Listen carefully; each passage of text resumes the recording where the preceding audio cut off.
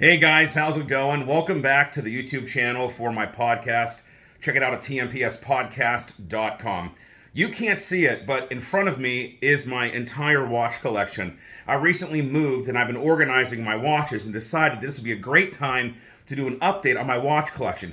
Now I'm going to go through every single one. I do have a video showing my 49 watches, but now I'm above 60 timepieces. So why don't we get started? I'm going to start on this end with maybe some cheaper watches, and then kind of move on over. We're going to go through expensive to less expensive, luxury to kind of more designer or non-luxury, and let's just see where this video takes us.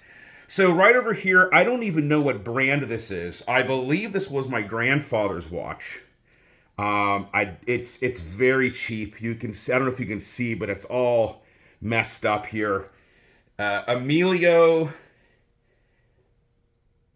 Sebastiano, maybe? I'm not really sure. I think it was my grandfather's watch. Here's another one that was his from the same brand. Kind of looks like a Cartier tank a little bit. Okay, and then we're going to go with another old, cheaper one. This is an Armatron. I believe it was my grandfather's, or this could have been like a really early watch that was given to me. But again, broken. Don't wear it. All right, here's another one that I'm not really sure, Peugeot, where this came from. I don't know if it was my grandfather's or if it was given to me when I was like a, early teenager kind of thing. And here's another one from the same company. Again, you'll see a lot of this blue face with this kind of bracelet and case. That's kind of my favorite look. This is a Kenneth Cole. I got a lot of compliments on the super thin watch when I used to wear it. I have a lot of other watches now, so these ones are not really worth keeping up, not really worth getting batteries in. Just, I have them and I don't want to get rid of them. Here's a Michael Kors. I used to have a lot of these, before I could afford major timepieces. I don't recommend buying designer watches if you have 200 or 300 bucks. There are other options out there. But when you're young and don't have a lot of money and you just, you're starting to get into timepieces and watches in general, this might be a good place to start. It's a good looking watch, just I have other things to wear now, so I don't get batteries in them. Same thing with this Brooks Brothers watch. Looked real fancy and dressy. Looked expensive before I could afford expensive watches. But again, not going to get batteries in it. Not going to continue to maintain these. Michael Kors, that is broken. I loved this watch. It's broken because I wore it all the time because I loved it. Another Michael Kors, another blue dial. You'll see a lot of blue dials. That's my favorite. And a lot of sub-dials as well. I'm a big chronograph fan. Another Michael Kors. Used to wear this one a lot too. You can see by the condition of the strap. This is a Nixon. It's called the Chronicle. This is a replacement strap. Actually, I bought a watch repair watch kit. And this watch I actually took apart to see what the inside of a watch looked like. But again, so many other watches here that are worth wearing. I don't wear this anymore and I don't maintain it. This is a Nixon, another Nixon called the Cannon in gunmetal. I just really liked it. Gunmetal as the color, so I bought it. Don't really wear it much. All right, let's start getting into some serious stuff here. We're going to have some fun with some cheaper watches later as well. Breitling is my favorite watch brand. That's the brand that got me into watches. And I was at a jewelry store and they had a Breitling rep there. It was like a party or some kind of invitation thing. And I saw this Breitling Sky Racer and it was like $1,100 bucks. And I said, "Excuse me, is that a Breitling for $1,100?" And the Breitling rep said, "Sure." And I said, "Wrap it up." I mean, how can you pass up owning a Breitling for less than $1,500? Obviously quartz, rubber strap. Love this watch. Same thing with the Breitling Endurance Pro. Now, a little more expensive at over $3,000, but still, I actually bought this watch for a special reason, which is private to me. But I wanted the blue one, and they didn't have the blue one. And yellow is Breitling's color. I'm from Pittsburgh, black and gold. And I was celebrating an achievement, and I really wanted a watch that day, and I had the money, and I had it planned, and I saved my pennies. So they convinced me to go with the black and gold, with the Steelers colors, the Penguins colors, the Pirates colors, with yellow being Breitling's main color. And the Endurance Pro, really enjoy this watch. Also quartz. This is the Timex Marlin 40 millimeter. This is a reissued watch. This watch comes with a black leather strap, but I think it looks much better with a Timex brown leather strap. Very nice, beautiful dial. This is the Timex Q reissue. Again, these are obviously very affordable watches, Timex. I like the Pepsi bezel. This kind of strap, I find my hairs get caught in it, but you know what? No pain, no gain. Beautiful watch. Classic Timex Weekender. Again, not very expensive. A very affordable watch. You can go pick one up right now. I got this from Timex.com. I gotta tell you, I don't remember what this watch is called. Let me look on the back. It is the Harborside Coast Collection. Also a Timex. I bought this because it kind of looks like a Tudor. And I just don't know if I would ever get one of those Black Bay Tudors, but I will get a much less expensive, not knockoff, but, you know, look-alike. All right, let's go up here. Tissot PRX. This is the quartz version. They do have an automatic version. I'm a big fan of the Genta designs. The 5711, Patek Philippe 5711 is my grail watch. This is kind of paying homage to that Genta 1970s design. And I went with the less expensive quartz version, but like I said, they do have an automatic version. Guess what? Silver blue dial. You see that? Silver blue dial. If I was a watch, I'd be a silver blue dial, stainless steel blue dial watch. That's what I would be. All right, let's move on to Orient. I really love Orient. I just really enjoy these watches. Just gorgeous. Look at that. Look at that domed crystal. Really, really great. Bambino. Love it. Another one, Sun and Moon. Look how beautiful that is. For not that much money, guys. That's what I mean. You don't have to spend a ton to get a good-looking timepiece. Orient is a good place if you don't have a lot or you don't want to spend a lot, but you want to have a couple good-looking watches. Head over to Orient. I'm telling you, check them out if you haven't already. The Arnie. The Arnie. Seiko. Look at that. This is called the Arnie because back in the day, Arnold Schwarzenegger used to wear this watch in movies. Now, that was the original version. This is a reissue version, but I'm a huge fan of it. I love watches that have names, and when I watched a YouTube video on the Arnie, I just had to own it. Okay, Hamilton Ventura. I just think it's a very interesting looking watch. I rarely wear it. I really just wanted it for my collection. It's just so unique, obviously very different from all these round, circle-faced, circle dial watches. You got to have some unique pieces and some classic pieces. All right, what's next? Oh, I don't know. Ooh, Seiko. Now this one, let me look up. Let me look here because it has a very, these watches have numbers, and I'm probably going to have to edit this because now I can't find it. There it is. The Seiko SNX S79. I have a video called The Rolex Killer. It's meant to look like an Oyster Perpetual. But also a very affordable watch if you're looking to try to get something that looks like a Rolex So that is the Seiko. All right, let's head to the moon. Bulova lunar pilot on the NATO strap. And I was able to acquire a moon swatch. So now all I have to do is get myself the actual Omega Speedmaster, and I will have all three of the moon watches.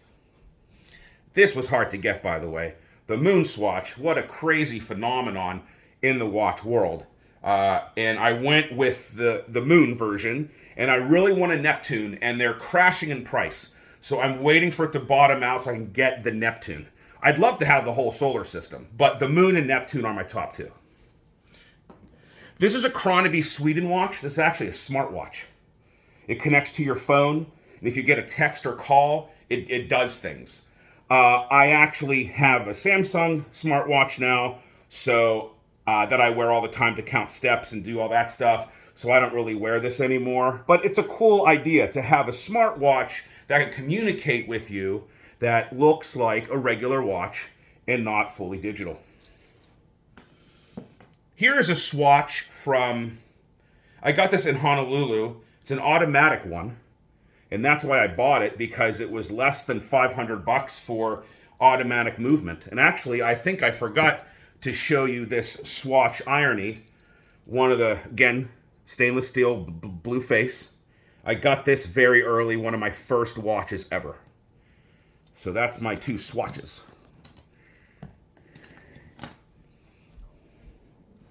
Okay, I mentioned the 5711. This is a Playdon Nautilus, total knockoff, only $65, I believe. So it was an easy decision to get. And I think when I bought this, I saw this watch, and it's called the Big Mike, and my name is Mike. So this is Smale is the brand. Very cheap. I mean, I only bought it because it was cheap, and it was called Big Mike. That's what this is the Nautilus in quotes, and Big Mike. Okay, let's see here. Oh man, where to go next? Let's go vintage. This is a Hoyer 2000. This was my father's watch. Again, I'm keeping this because he passed away, and it's part of him. And he also had a Rado Diastar. So these were my father's watches. And he also had a Rolex, but that is with my younger brother now. And so I keep these around. I don't maintain them. They're for their sentimental value, basically. And the Rado Diastar is a really cool watch. I wanted to get it fixed, but they wanted to send it back to Switzerland, and I said no. I'll never see it again, especially with the COVID and all that. Beautiful, beautiful watch. I wish it worked, because I'd love to. I mean, I could still wear it, but it's an interesting style. Not sure what I'd wear it with, because it's a very, very interesting high-tech ceramic design. Movado. Got this when I was younger from my mom. Christmas, birthday, something like that. One of my first watches that I felt was like a brand. Like, ooh, Movado's a watch brand. Museum. This is called the Museum. Let me see here. Two-tone. Two-tone Museum. Don't know if it works because it doesn't have a second hand. But I keep it around because it was from my mom. She also passed away. It's so sad. Why am I? It's so. I'm sorry, guys, for being a little bit of a downer. But it's the truth. Watch collecting can be an emotional thing. I bought this watch to celebrate something, and I'll always remember that achievement because of this watch. Okay, let's go into something else. This, probably my favorite watch in my whole collection, was purchased for me to celebrate something. It's a Bentley Motors Breitling, and I'll never forget that accomplishment. I'll never forget my mom buying it for me. I'll never forget getting my first major timepiece. You know, this watch has a bunch of meaning in it, okay? And so that's gorgeous. Tissot PRX. This is the newer PRX that I showed you earlier. And this is an older PRX. Bought this watch in New York City.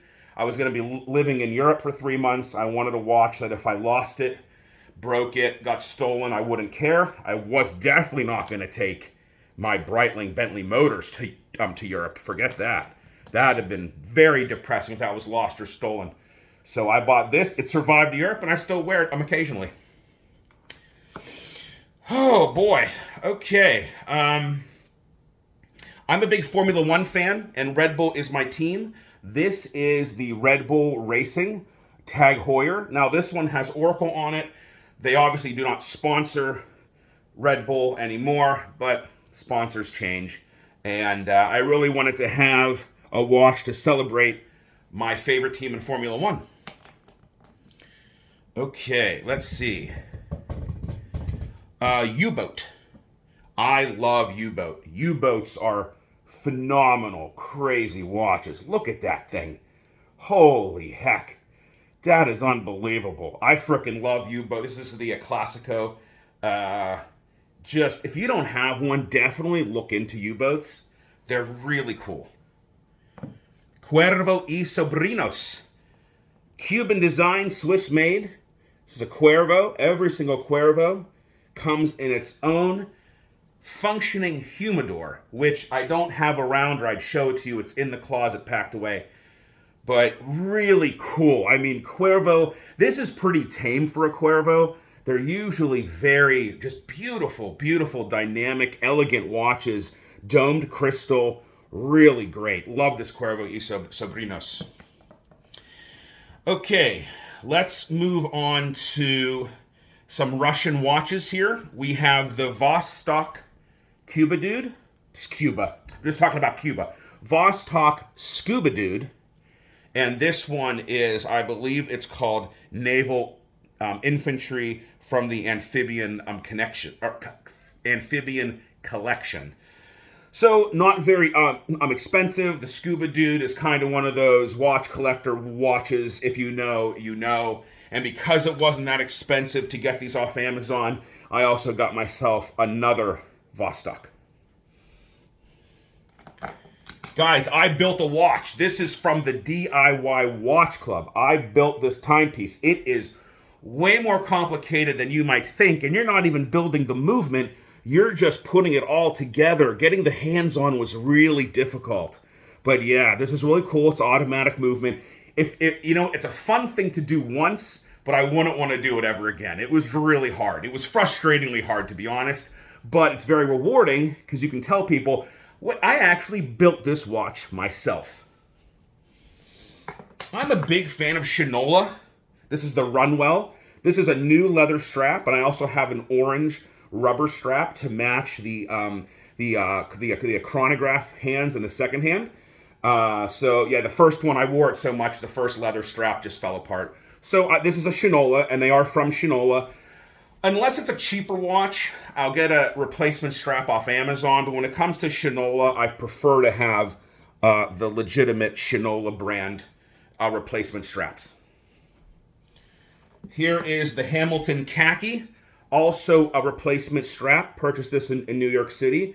I did because, again, less than $500 for automatic movement. And the Hamilton Khaki is a classic watch I think every collector should look into owning. Back in the day, black watches were really big, so I bought this Simon Carter for not a lot of money. Don't wear a lot of black, but it was the trend at the time. Right now, it seems that green dial watches are kind of the trend, but several years ago, it was black-face watches. All right, let's look at this one. Tissot Seastar. I don't even know if this video is going to capture the beauty of this dial. I really don't know. It has waves in it. It's really cool. I'd go on Tissot to look at this in more detail. Automatic movement. Gorgeous watch. I really enjoy the Seastar. Really fantastic. This is a Panzera. This watch is from Australia. I do have, I believe, a blue rubber strap to go with this, but this is their racing line. This is the TM42. You can see the cool holes in the leather. Really enjoy this watch. Again, I have this original strap, and because it came all the way from Australia, I just automatically ordered a blue rubber strap to go with it as well. Okay, let's get into some kind of more fun stuff, and then we'll go to Casio Corner to finish up. And then I have a couple. We'll do Casio Corner, and then end with two of my biggest boys here. So I'm a big Superman fan, and I had to get this Invicta Superman watch. I do not wear this watch. It's for display purposes only. Same with my Darth Vader Invicta. I'm a huge Darth Vader fan. I do not wear this watch, but it goes in my Star Wars display, which I have kind of down in my game room. These were on super discount, super sale, and I just kind of wanted to have them as a watch collector and a fan of watches, you know, as part of my collection. And again, I don't wear them. I just display them. All right, let's get into some real cheap knockoffs. Pin Time, $30. Looks like all iced out. I wanted to see what a $35 fake, not a fake watch, it's a knockoff, because it says Pin Time. It's not, doesn't say, you know, I forget what this is supposed to be knocking off. I should have looked it up before I started this, but I totally forget. Put it down in the comments. But it says Pin Time, so it's not trying to be that watch. Just, you know, it's just trying to kind of, again, two other Pin Times. Totally ridiculous watches, $30. I just wanted to see what they would look like. And again, this is a mini focus, again, $30 to look like a Royal Oak. You know, just for fun. You gotta have some fun in life, right? You can't always be so serious. All right, let's head down to Casio Corner. I'm just going to bring you with me so we can just go right here. All right, so we have God tier. God tier being Rolex and Casio. This is all my, you can't see, I'm going to show them to you one by one here. So what do we got? We got the Casio G-Shock. All right. Then we have a Casio Casio G-Shock here. Okay, you see that? Then this is the watch that the Pope wears. So they were, let me try to get it. I'm in focus here. There we go. So they did this thing where the Pope was wearing that Tiffany Patek, and that's just ridiculous. He would never do that. That's not the kind of guy he is. So I looked up what watch does the Pope wear, and it's this $14 Casio. Then I bought this watch in gold, decided I also needed it in silver. So I have both of them. I love Casio. They're inexpensive. They're very collectible. They're God tier. I just love them. I love that I can just pick something up like this for not that much money and have a whole different watch. If I don't want to wear the gold one, I can wear the silver one. Casio World Time. Again, very affordable. Why not have one? The F91W. I think President Obama wore this watch. Very famous watch. Not that expensive. Go get one. Right now. This one here. This is the MRW-200H Blue Face. They have many different versions of this. I watched a video on this watch. It did not feature the one with the blue face, but as I love blue dials, I went for this one. And I just got these the other week. These two here, this one, and then this one are brand new, and so is the silver. I just picked these up a couple weeks ago. This one is the MDV-106. Again, many different versions. I went with the Pepsi bezel. Okay. 3 final watches, 3 of my biggest hitters. Let's get into it here. I think that's everything, except for these last 3. It's hard to keep track. Okay. Ulysse Nardin Executive Dual Time. Like this, it was purchased for me to celebrate something. It was a gift. And I absolutely love this watch. I rarely wear it because it has a black croc strap, and I don't wear black. It's very dressy, but it's absolutely gorgeous. And I would never, ever get rid of this watch. Then, the Rolex Datejust. This is a look-alike to my father's watch, which is now with my younger brother. That was a 36 millimeter. This is 41. I have a bigger wrist, so I enjoy a bigger dial. But just Rolex Datejust, Jubilee bracelet, fluted bezel, champagne dial, markers instead of Roman numerals. Just absolutely beautiful. And then my final watch, My newest big hitter watch is the limited edition Cartier Santos Blueface. It has this bracelet here, and then it also has a blue leather strap as well. This is a phenomenal timepiece. You got to see it in person. Not sure if the video is even doing it justice, but it is just fantastic. All right, guys. Well, thank you so much for watching. Please like, share, and subscribe. Leave your comments below, your questions below, and I'll see you next time.